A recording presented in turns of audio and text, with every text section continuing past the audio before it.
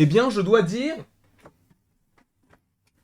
Oh, la petite rotation rotative qui fait plaisir. Je dois dire que je vais bien. Je dois dire que je suis très heureux de vous retrouver aujourd'hui pour cette nouvelle vidéo en rapport un petit peu, quand même beaucoup, avec Hawkeye, mais également... Ouh là là, mes lunettes sont sales, mais c'est pas très grave. On va également parler de la série Echo qui serait prévue aux alentours de 2023-2024. Espérons 2022? Non. Clairement pas. Clairement pas.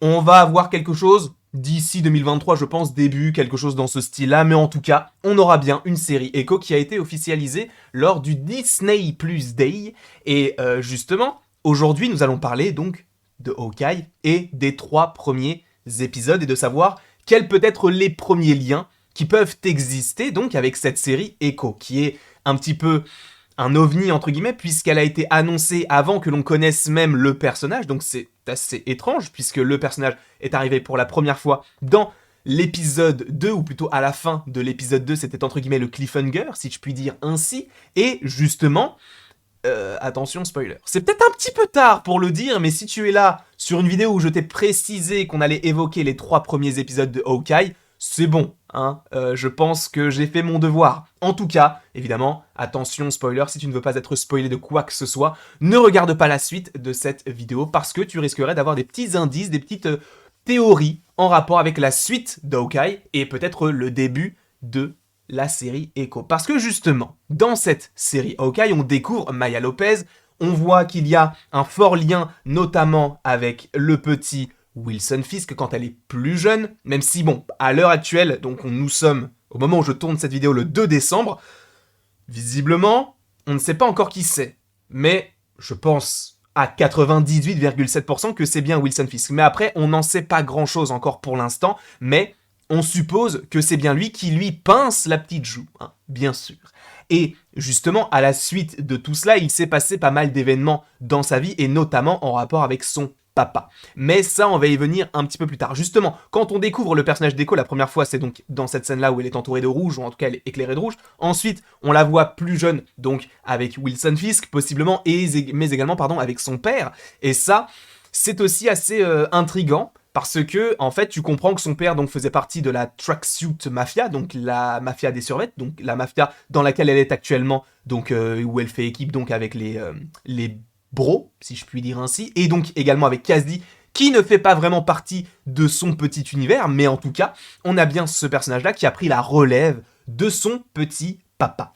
Et justement, en fait, l'idée de cette vidéo, c'est de savoir quels peut être les enjeux de cette série Echo, puisque dans le 3e épisode, on a eu donc le passé, entre parenthèses, donc du personnage donc d'Echo. J'ai un peu bugué parce qu'en fait j'ai pas mis cette image là sur mon stream deck, du coup je suis un petit peu tout chamboulé quoi. Mais du coup on a quand même pas mal de petits indices sur son passé, et c'est vrai que par rapport notamment au logo, et ça c'est pas moi qui l'ai remarqué, je crois que c'était Mathéo il me semble, mais je ne sais plus exactement, mais en fait ce qui est intéressant c'est que le logo te présente le personnage d'Echo évidemment puisque c'est écrit Echo, mais si tu regardes bien à l'intérieur, en fait tu vois que c'est une sorte de plaine, et ça peut faire penser en fait à son lieu d'origine, et peut-être que dans cette série elle va retourner aux sources entre guillemets. Mais pourquoi est-ce qu'elle ferait un retour aux sources, puisque pour l'instant, bon, ça se découpille pas trop mal, même si, bon, elle s'est fait quand même un petit peu dérouiller par le petit Hawkeye. Mais justement, la question qu'on va se poser, c'est pourquoi est-ce qu'elle en voudrait à Hawkeye par la suite? Parce que pour l'instant, ils ont quand même des points en commun. Ils sont, entre guillemets, en tout cas, elle a des problèmes d'audition, limite, je crois qu'elle est totalement sourde. Et il me semble que Hawkeye, lui, est malentendant. Donc, ils arrivent quand même à avoir des petites connexions entre eux. Et justement, tu peux te dire, peut-être que ça va aller dans le bon sens. Cependant, je t'ai dit que le père de ce personnage, donc de Maya Lopez, a été tué. Mais par qui a-t-il été tué? Et ça, on le découvre donc au début de l'épisode, où justement Maya rentre donc dans ce petit hangar dans lequel il y a quelqu'un qui massacre totalement son gang, sa mafia, enfin en tout cas son petit groupe. Et donc, ça, du coup, son père est également mort. Mais je crois que je me suis trompé de photo encore une fois. Moi, c'est celle-ci aussi que je vais vous montrer, puisque il met sa main évidemment sur son visage, et ça c'est une référence directe à ce que l'on a également dans les comics, puisque le personnage d'Echo a une main sur la tête, et justement ça c'est un petit petit easter egg, un petit clin d'œil plutôt sympathique au personnage dans les comics. Mais moi ce qui m'intrigue beaucoup, c'est que on sait que celui qui a tué son père, c'est tout simplement Hawkeye, ou plutôt Ronin. Ronin qui, dans la série, est revenu sur le devant de la scène, notamment via le personnage de Kate qui, lors d'une vente aux enchères, va voler le costume et du coup va se faire prendre, etc. Et donc, on sent qu'il y a vraiment...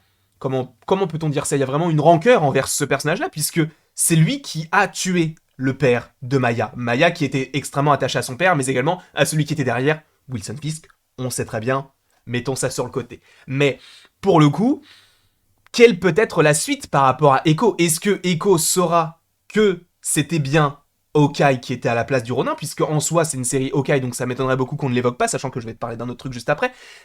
Donc est-ce qu'elle le saura? Et si oui, est-ce que du coup elle va en vouloir à Hawkeye? Je pense que oui, et je pense qu'elle va vouloir le tuer. Mais est-ce que cette série Echo pourrait être pour l'instant la première série du Marvel Cinematic Universe à se focaliser sur un méchant qui est méchant? Tu vas me dire, oui, mais t'as quand même Wanda, où c'est un petit peu pas très équivoque, etc. Oui, mais Wanda, en soi, elle est gentille, et à la fin, elle change un petit peu de bord, ou en tout cas, tu sens qu'elle va servir ses propres intérêts, mais elle a quand même un bon fond. Ensuite, tu as The Falcon and the Winter Soldier, là, j'ai même pas besoin de préciser. Ensuite, t'as eu Loki, et là, Loki, c'est un petit peu différent, mais lui, il a eu sa rédemption, justement, dans sa série solo, donc au début, il est méchant, mais après... il évolue, puisqu'on ne sait pas vraiment combien de temps s'écoule entre le début et la fin, puisque n'oublions pas qu'il est à la TVA, donc un endroit où le temps ne s'écoule pas, ou en tout cas ne s'écoule pas de la même façon que pour nous.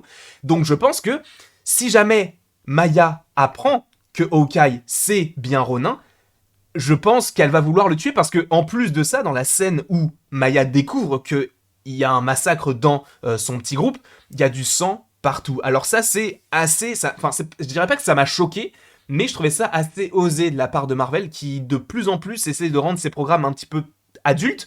Et là, tu voyais du sang gicler sur la fenêtre, etc. Donc, tu sens qu'il n'y est pas allé de main morte. Et en plus de ça, il a tué son père. Donc, à mon avis, quand elle va le savoir, parce que, selon moi, elle va le savoir dans la série, elle va vouloir totalement le tuer et peut-être même s'en prendre à sa famille, puisque lui-même s'en est pris à la sienne, sachant qu'on sait que sa famille est dans la maison, je ne sais plus exactement où est-ce que c'est, mais je crois que c'est pas loin de là où habitait... j'allais dire Chris Pratt, Star-Lord quand il était enfant. Je crois que c'est pas loin d'ici. Mais bref, en tout cas, je pense qu'elle va vouloir se venger très fortement, notamment dans la série Hawkeye. Et ça, j'en parlais notamment, je crois, dans un live, le live after donc de l'épisode 3, où je me disais que peut-être que ça pouvait se calquer par rapport à un comics que je n'ai pas sous la main, puisque je crois que je ne l'ai plus.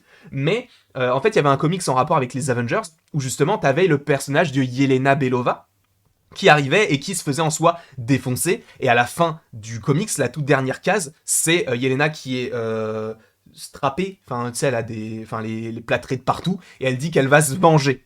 Et ça, pour moi, ça peut être ce que nous pourrions voir donc à la fin de la série Hawkeye, qui suivrait donc, qui serait suivie plutôt de la série Echo, justement où elle est sur une phase d'évolution, et peut-être que ça va être une sorte de voyage intérieur, un petit peu comme on a eu avec Loki. Parce que, oui, peut-être que le début de la série Echo va se faire, genre, oui, je veux tuer Hawkeye, il faut que je prenne ma revanche, mais au fur et à mesure, par rapport au fait qu'elle puisse revenir à ses origines, à ses racines, eh bien, elle va comprendre que la vengeance n'est pas forcément le bon chemin à suivre, parce que c'est un chemin qui est semé d'embûches, et avec plein, donc, de, comment on peut dire ça, pas de sang, mais en tout cas de violence.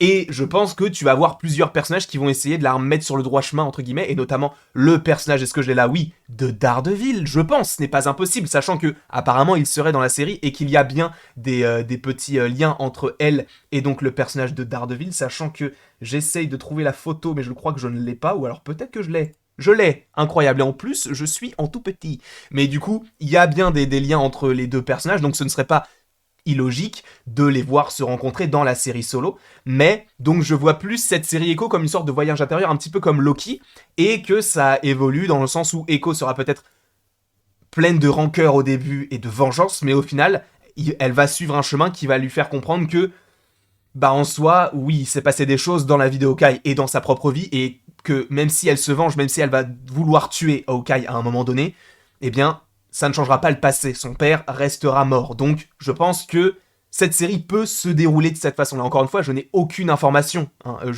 c'est uniquement des théories par rapport à ce que l'on a eu, par rapport aux 3 premiers épisodes de Hawkeye, ou plutôt le 2e et le 3e, ou plutôt surtout le 3e. Mais la question aussi que l'on peut se poser, c'est comment est-ce que donc le personnage d'Echo pourrait découvrir que Hawkeye c'était Ronin.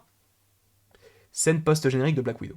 Pourquoi ? Parce qu'on a le costume de Ronin, sans son casque, donc on sait que c'est Hawkeye, et on sait que Yelena Belova de toute façon sera dans la série. Elle a été aperçue sur le tournage, et même quand Jeremy Renner était sur le plateau de Jimmy Fallon, quand on lui a posé la question de savoir s'il y avait Florence Pugh du coup dans la série, il a dit « je sais pas qui c'est ». Donc tu sens que c'est une réponse sans vraiment en être une. Donc pour moi, Yelena Belova arrivera avec cette information, ce qui fait que à la fois Kate Bishop sera déçue de savoir qu'en fait elle a traîné avec son idole, mais qui en fait était un tueur en série, donc ça ne va pas forcément lui plaire. Et pareil pour Maya, qui va comprendre que c'était bien Hawkeye, Ronin, qui a donc tué son père. Et donc, voilà de quelle façon elle pourrait l'apprendre, parce que pour l'instant, cette information n'est connue de personne à part de Hawkeye, puisque même les bros ne savent pas qui était Ronin. Tu sens que Wilson Fisk non plus, Kate Bishop non plus.